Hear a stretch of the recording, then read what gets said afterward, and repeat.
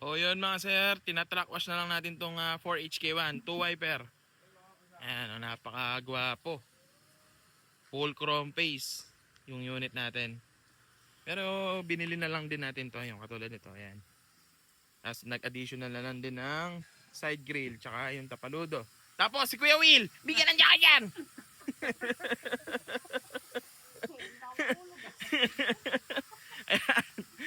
21 feet na drop side yung pinili nila mga sir. Yan no? Wow. Napakalinis.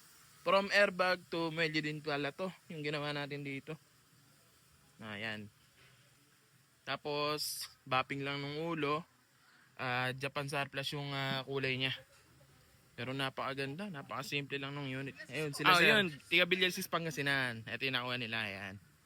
Guwapong unit. Napakaganda. 4HK1 na 20 feet ang haba nito. Tapos 40 lang yung taas ng sidings niya.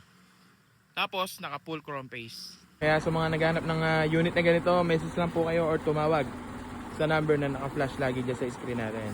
Kamusta sir yung unit natin? Feedback lang. All good sir, 100% yan. Yun, thank you sir. Thank you sa recommendation. So yan yung nakawa nila, 20 feet na aluminum drop side, 4HK1 with back bed. Maps na rin ni MKB yan mga sir. Yun no.